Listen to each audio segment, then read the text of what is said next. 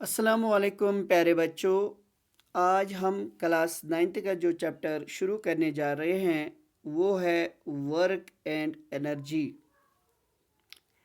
प्यारे बच्चों, चलो आज हम इस चैप्टर में वर्क और एनर्जी के बारे में जानने की कोशिश करेंगे। वर्क हम किससे कहते हैं?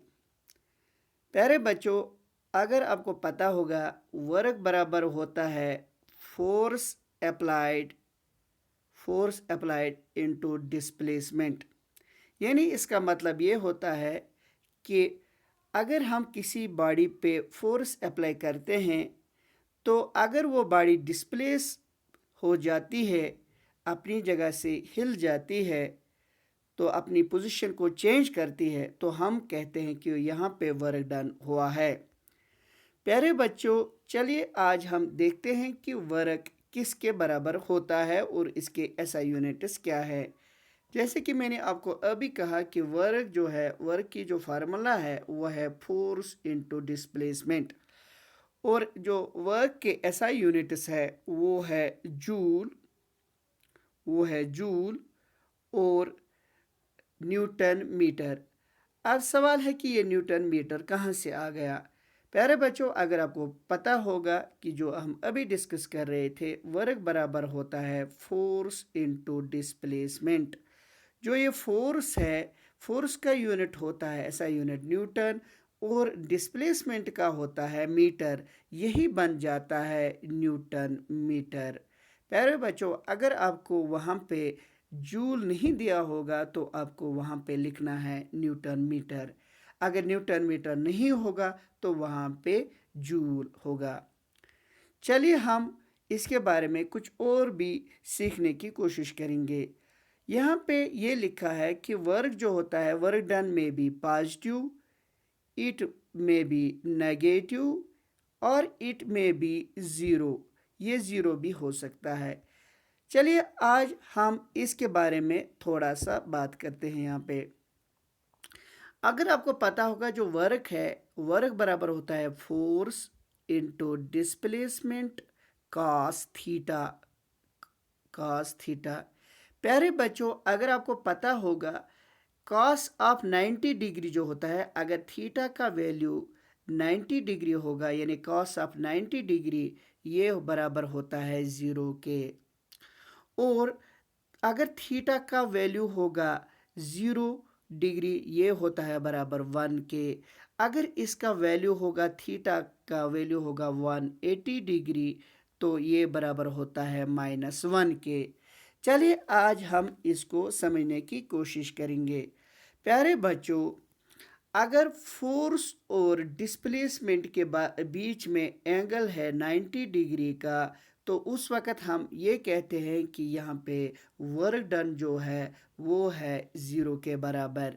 क्योंकि कॉस ऑफ 90 डिग्री जो होता है प्यारे बच्चों, वो ज़ीरो के बराबर होता है। जब फोर्स और डिस्प्लेसमेंट के बीच में जो एंगल होगा वो 90 डिग्री का होगा, तो उस वक़्त जो वर्क डन है वो ज़ीरो के बराबर है। अगर हम कहेंगे प्यारे बच्चों कि वर्क डन और जो वर्क डन है और जो फोर्स अप्लाइड है, इसके बीच में 0 डिग्री का एंगल है, तो हम यहाँ पे कहेंगे कि यहाँ पे वर्क डन पॉजिटिव है। क्योंकि कॉस ऑफ 0 डिग्री बराबर होता है 1 के, तो हम यहाँ पे कहेंगे कि वर्क डन पॉजिटिव है। इसी तरह से प्यारे बच्चों, अगर वर्क डन अगर फोर्स अप्लाइड और डिस्प्लेसमेंट के बीच में जो एंगल है वो 180 डिग्री का एंगल है, तो उस वक़्त हम कहते हैं कि यहाँ पे नेगेटिव वर्क डन है। क्योंकि कॉस ऑफ 180 डिग्री बराबर होता है -1 के, तो उस वक़्त हम कहते हैं कि जो वर्क डन है वो है नेगेटिव। चलिए, ये वर्क के बारे में था। अब हम आते हैं यहाँ पे एनर्जी के बारे में। हम कहते हैं कि एनर्जी होती है capacity of doing work. Capacity of doing work को हम कहते हैं एनर्जी। एनर्जी के बहुत सारे फार्म्स होते हैं, जैसे कि heat energy, chemical energy, electrical energy, solar energy, sound energy, mechanical energy and वगैरह वगैरह। यहाँ पे हमने एनर्जी के बारे में कुछ और भी मालूमात यहाँ पे हम हासिल करेंगे। वो ये है कि ट्रांसफ़र एनर्जी जो होती है ये ट्रांसफ़र भी होती है, एक बॉडी से दूसरी बॉडी में मुंतकिल होती है, और इसको हम कंज़र्व भी कर सकते हैं, किसी जगह हम इसको जमा भी रख सकते हैं। ये एनर्जी की खासियत है। अब एनर्जी जो मैकेनिकल एनर्जी यहाँ पे है, क्योंकि ये बहुत ही इंपॉर्टेंट है, यह आपको जानना है कि यहाँ पे हमने देखा मैकेनिकल एनर्जी।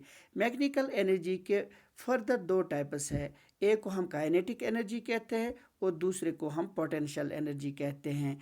काइनेटिक एनर्जी बराबर होता है 1/2 mv², और इसका यूनिट भी जूल ही होता है। एनर्जी का जहां आपको एनर्जी मिलेगी इसका यूनिट हमेशा जूल ही होता है।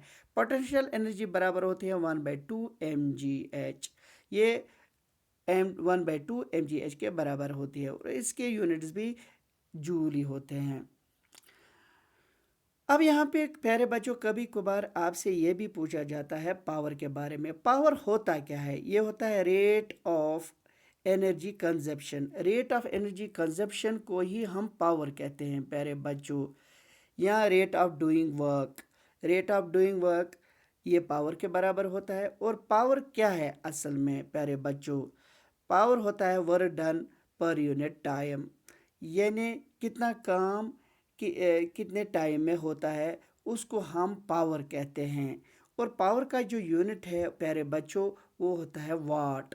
अगर वाट नहीं होगा तो हमें पता है पावर बराबर होता है वर्क बाय टाइम के, और वर्क का यूनिट है जूल और टाइम का यूनिट है सेकंड, तो हम इसको जूल पर सेकंड भी कह सकते हैं अगर वहाँ पे वाट नहीं होगा। प्यारे बच्चों, हम थोड़ा सा और वर्क के बारे में जानना चाहेंगे।